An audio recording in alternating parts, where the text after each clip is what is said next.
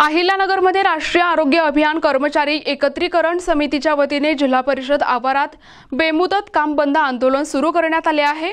विविध मागण्यांसाठी पुकारण्यात आलेले या आंदोलनाचा आज दुसरा दिवस आहे।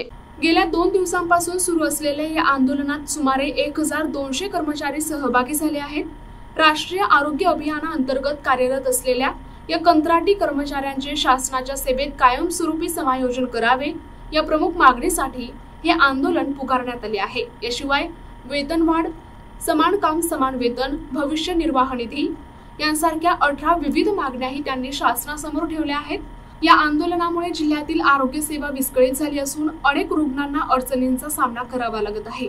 मात्र या परिस्थितीला पूर्णपणे शासनच जबाबदार असल्याचा आरोप आंदोलनकर्त्यांनी केला आहे।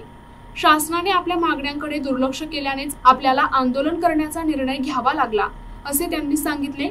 राष्ट्रीय आरोग्य अभियान अंतर्गत मी जिल्हा लेखा व्यवस्थापक उदय देशपांडे राष्ट्रीय आरोग्य अभियान एकत्रीकरण समितीच्या मार्फत आम्ही सर्वजण 19/8/2020 पासून 25 पासून आम्ही आंदोलनात सहभागी झालेलो आहोत। आमच्या जिल्ह्यामध्ये एकूण साधारणतः 1200 NHMचे कर्मचारी आहेत आणि समुदाय आरोग्य अधिकारी 450 लोक आहेत। त्यांच्या सर्व 14/3/2024 पासून राज्य शासनानं समायोजनासाठीचा GR काढण्यात आलेला आहे। त्या GRच्या अनुषंगानं आता जवळजवळ 17-18 महिने झाले त्याच्यावर कुठलाही ठोस निर्णय शासनातर्फे होत नसल्यामुळे आणि आरोग्य सचिवापासून पण आरोग्य आयुक्तापर्यंत कुठलाही त्याच्यावर निर्णय होत नसल्यामुळे लोकांनी जवळजवळ 2007 पासून या जिल्ह्यामध्ये कंत्राटी पद्धतीनं राष्ट्रीय आरोग्य अभियानामध्ये सर्व कर्मचारी काम करत आहेत।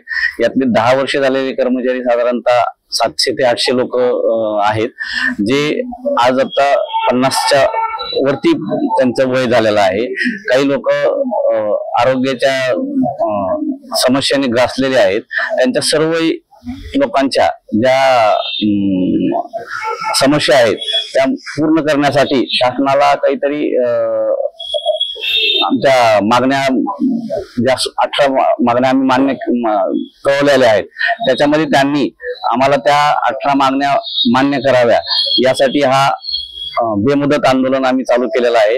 यामध्ये आमच्याकडे काही लोकांना 15,500च्या नंतर जे लोक आहेत त्यांना भविष्य निर्वाह निधी लागू नाही, त्यानंतर विमा लोक आज एक्सपायर झाले किंवा काही झालं त्यासाठी काही त्यांना शासनाकडनं कुठलीही त्यांना मदत मिळत नाही आणि डायलिसिस, SNCU, NBCU असे महत्वाचे जे सिव्हिल मध्ये किंवा ग्रामीण रुग्णालय, उपजिल्हा रुग्णालय स्तरावर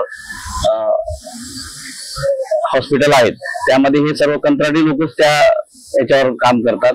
त्यातल्या रुग्णांना सेवा देण्यासाठी दुसरे कुठलेही नियमित लोक त्यांना हात लावत नाहीत। अशा परिस्थितीमध्ये या लोकांनी कोरोनाच्या काळामध्ये पण एकदम ठामपणे आम्ही उभा राहून सर्वांना त्यांनी मदत केलेली आहे। त्यामुळे या आंदोलनामार्फत शासनाने आमचं लक्ष केंद्रित केलं पाहिजे, शासनाने आमच्यावर लक्ष घेतलं पाहिजे।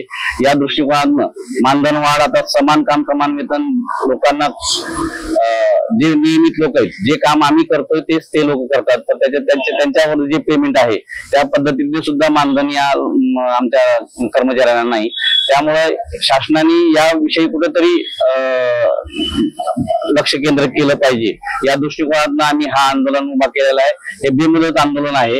जोपर्यंत शासन आम्हाला हे लिखित स्वरूपात लिहून देत नाही किंवा या सर्व मागण्यामध्ये तुमच्या या मागण्या आम्ही अशा पद्धतीने मान्य करत आहोत तोपर्यंत हे आंदोलन आम्ही चालू ठेवणार आहोत।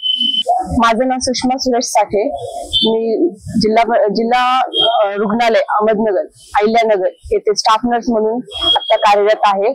गेली 10 वर्ष मी तिथे कंत्राटी पद्धतीने सेवा पुरवत आहे।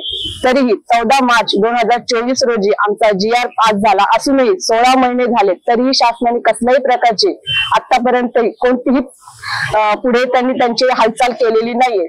त्या कारणास्तव आज आम्हाला सर्व भगिनींना इथं संपात उतरावं लागतंय आणि जी काही रुग्णसेवा विस्कळीत होती याला शासन पूर्ण जबाबदार आहे। जोपर्यंत आमच्या मागण्या पूर्ण होत नाही तोपर्यंत आम्ही इथून उठणार नाही, आमचा संप माघार घेणार नाही, याची शासनाने पूर्ण दखल घ्यावी। उदय देशपांडे, सतीश आहिरे, गोरक्षनाथ इगोले, डॉक्टर आशिष इरमल, गोरक्षनाथ काळे, राहुल पवार, विलास धुमाळ, सुषमा साठे, रुपाली कचरे, राहुल कोतकर, शुभदा टेपाळे यांसह अनेक कर्मचारी या आंदोलनात सहभागी झाले आहेत। प्रतिनिधी मुकुंद भट, NTV न्यूज मराठी, अहिल्यानगर।